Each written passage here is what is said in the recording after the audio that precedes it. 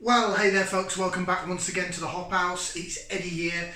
Time for another beer review, and today we are going through some bottled real ales. I'm going back and doing some trad stuff after all the canned crafty stuff. Got more canned craft stuff on the way, so just keep a lookout for that. It'll be coming here on the channel over the next few weeks. If you're brand new to the channel though, welcome along to the Hop House, called actually like hoppy beer or like house music. If you like either of those or both, then give us one of those, give us a like, share, subscribe to this channel if it sounds like your cup of tea.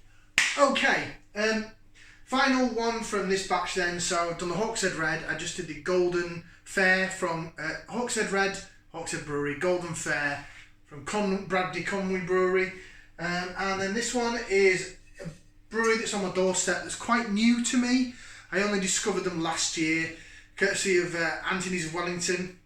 And I popped into there about a month, not this long, I think I had it about a month or so, and I got this. It's from Noble Craft Brewing, which is quite a new brewery around here, and it's their Noble Scruffy Jon.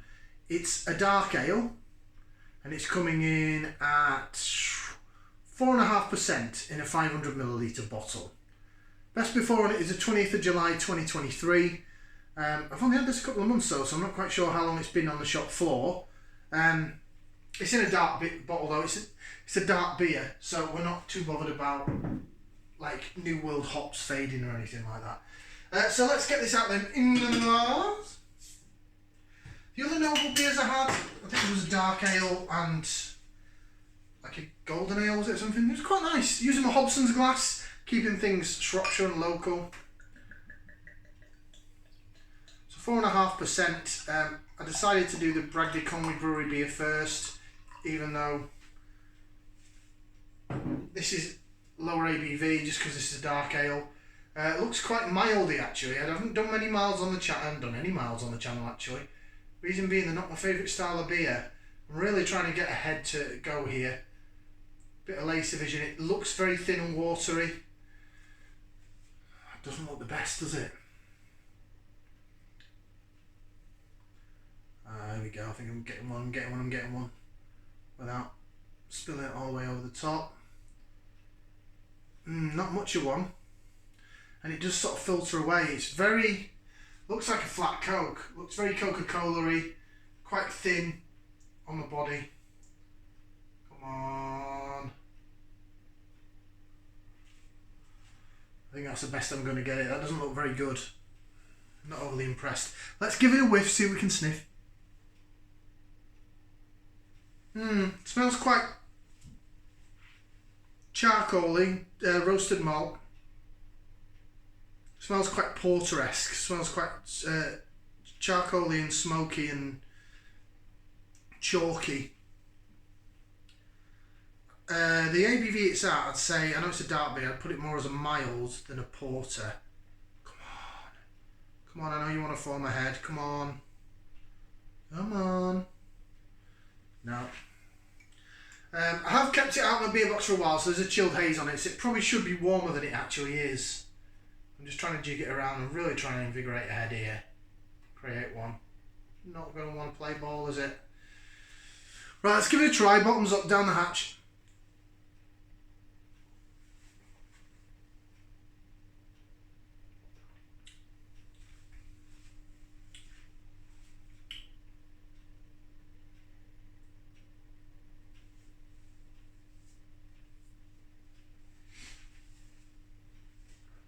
I'd say that's a mild. To run through. Not my favourite style of beer. Not really one for me. The good news, it doesn't taste licoricey. That's, well, from my point of view.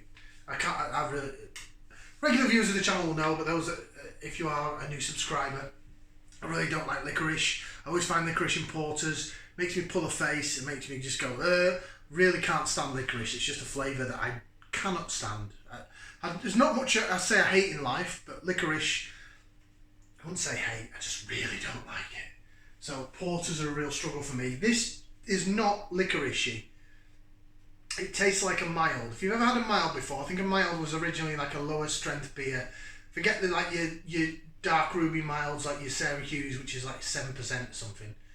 6.5%, 7%. Your normal milds were 3.5 to 4.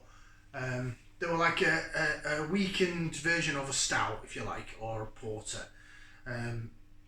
So from this, I'm getting the roasted malt, like a burnt toast, sort of down the middle of the tongue. Down the sides of the tongue, I'm getting like roasted malt bitterness, so it's a bit like it's like a gentle sort of coffee taste, like a roasted coffee taste, but it's very chalky. It tastes a bit smoky and chalky.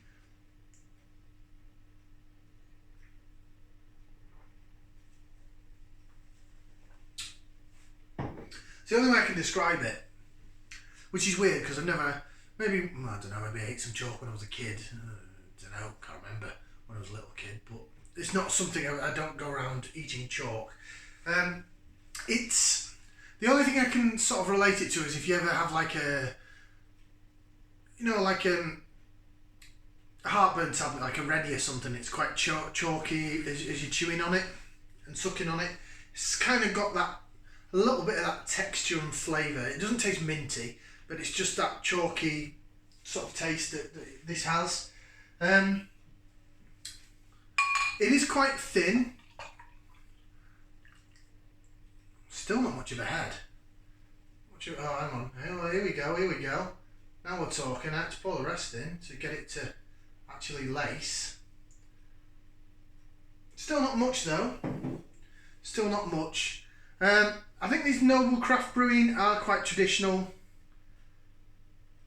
I can just imagine, I don't know who Noble are. I just imagine that maybe they're an independent that's maybe someone that worked for like a Jules brewery, someone that's very traditional, and they said, oh, I'm going to leave the company, I'm going to set up and do my own little bit of brewing. They put it into bottles. They have created more traditional styles, so dark ale, and I think one was a golden ale. Certainly not had anything hop forward from them in terms of IPA or New World hops. But they are at Noble Craft Brewing. Now, all craft breweries don't have to be American IPAs. All craft breweries don't have to be Imperial Stouts. All craft breweries don't have to be in cans. These guys have put them into bottles, but they are a craft brewer. Why? Because they're very small, they're independent. It's probably a few guys in a unit or a garage that do this. Let's have a read of what it says. Support your local brewery. So malted barley, yeast, ingredients of water, malted barley, yeast and hops. Your hops are Summit, Challenger, Fuggles and Goldings. Also, there is a bit of an American hop in here, an American twang. Brewed and bottled by Noble Craft Brewing, Market Drayton, TF9. So they're right at the top of Shropshire, near Jules Brewery actually, Market Drayton. Scruffy Jon. I wonder if they've named it. It doesn't really tell you why they've named it that. Oh, here we go. Scruffy Jon's Encyclopedia Pub Ale by Jonathan Morris. The profits from the sale of the book will be donated to cancer charities. Book available from Amazon UK. Scruffy Jon's Encyclopedia of Pub Ale. Oh, so that's where it's from. Oh, that's brilliant. I like that. Sorry, it's just look at the wording. It's sort of, it's against the black background. It's quite difficult to read because it's white writing with some of it's light green. So, love the sentiment. Love that the fact that it helps go towards cancer charities. All I will say is, just as a criticism for Noble, maybe just make that all black when you've got white writing on the background. It make it easier to read. That. It's not my favourite.